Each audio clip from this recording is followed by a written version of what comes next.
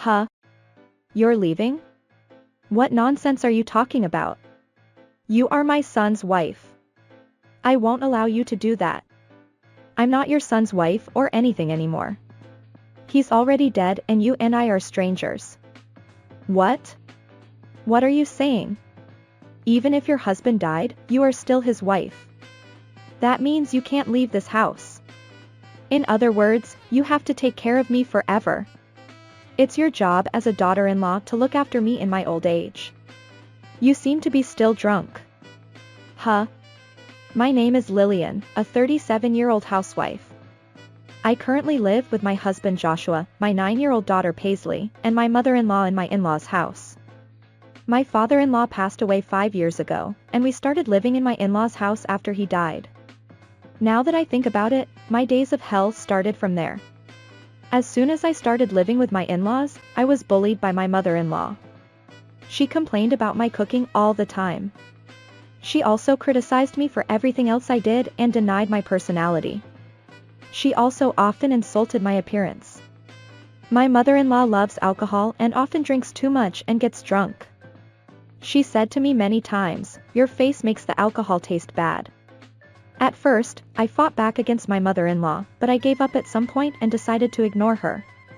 That point was when I found out about my husband's affair. He was having a relationship with a young woman behind my back. I said, "Let's get divorced" at that time, but he apologized over and over, saying, "It was just a mistake. I'll never do it again. Please forgive me." He probably didn't have much feelings for me anymore, but he didn't want to be separated from his daughter. He said he absolutely didn't want to get divorced.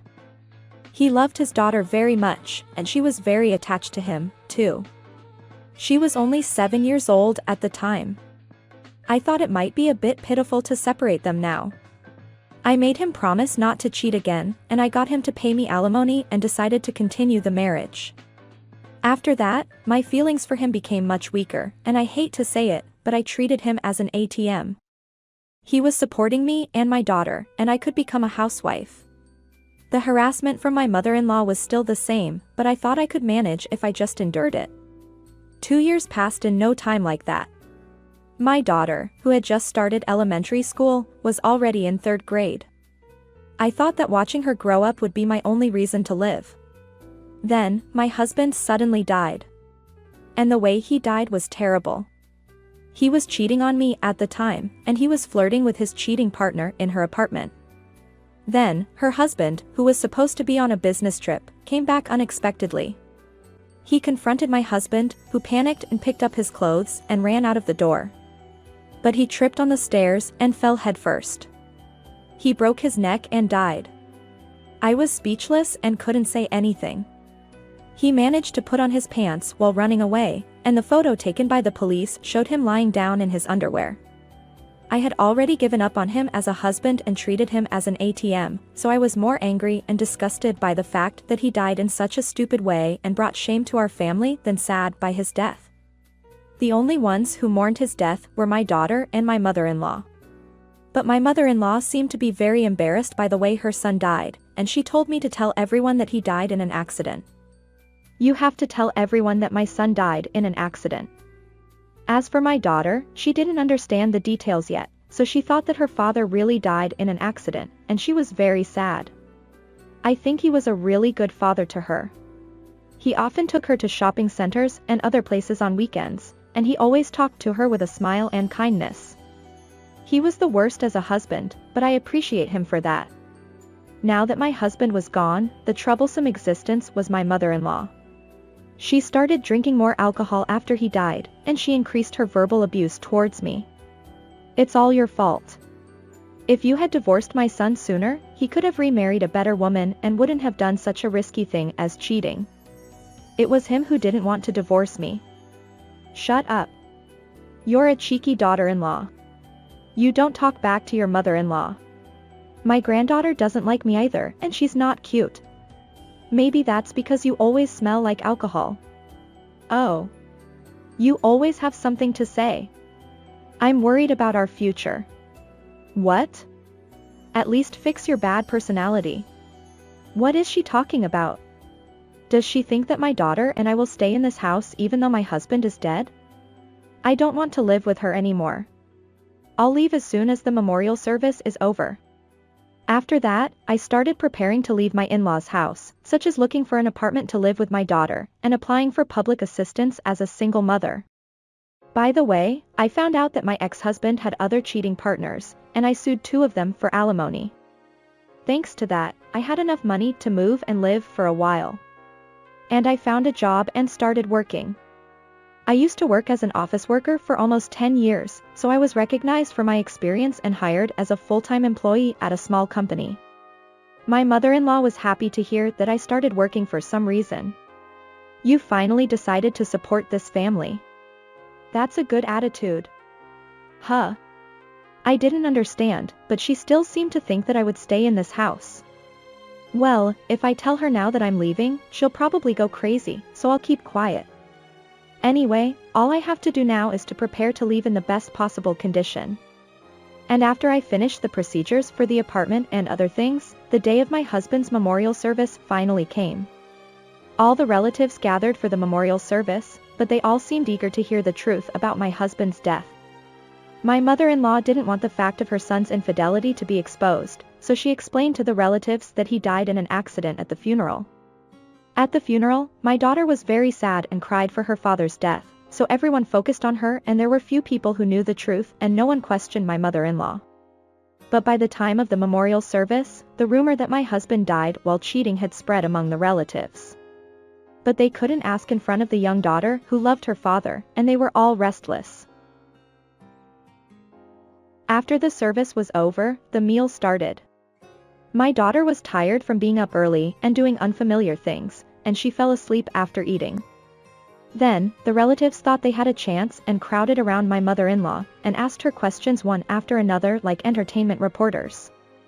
Is it true that your son was cheating and it was a terrible scene? Did he get into a fistfight with the other woman's husband and fall down the stairs? You know, that's a murder case. Your son panicked and ran away naked and fell down the stairs, right? They were wrong in some places, but I wonder how the details leaked.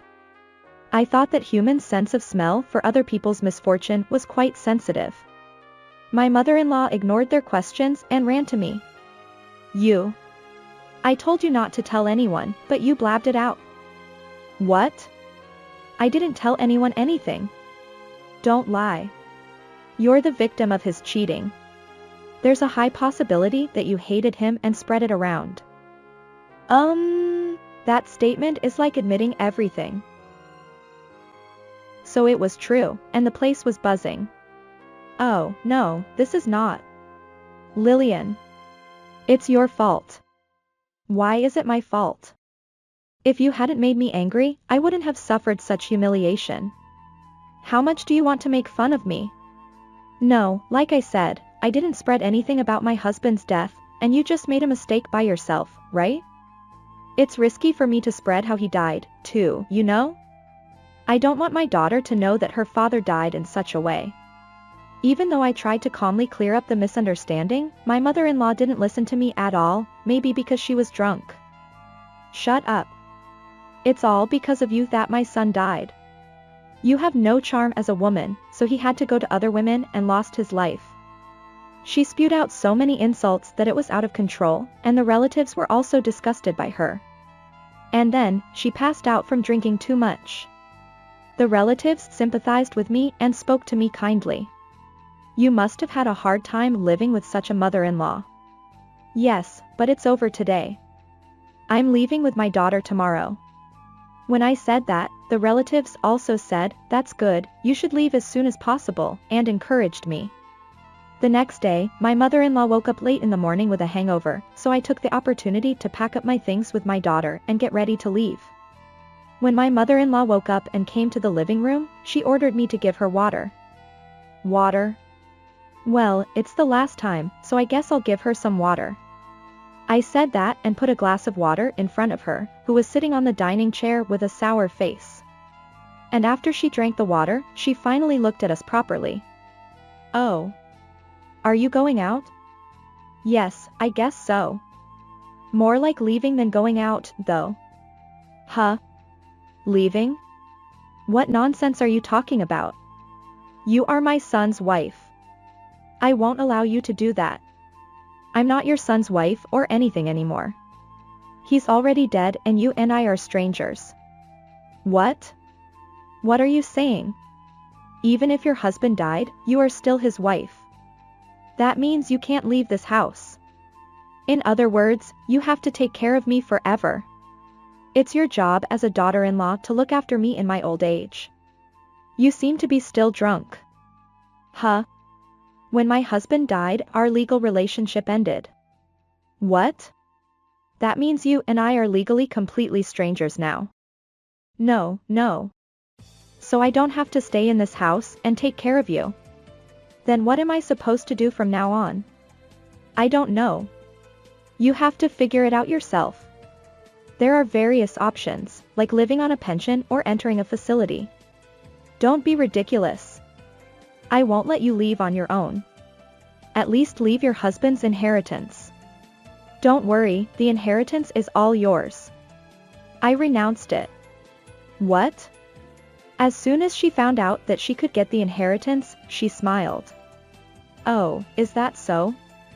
You know your position well. Then there is no problem. Please leave as soon as possible. I'll leave even if you don't tell me. But, you know that the inheritance is a negative one, right? Huh? What my husband left behind was a debt from a consumer finance company. What? How much is it? It's $50,000. It's $50,000? I can't pay such a large amount of money.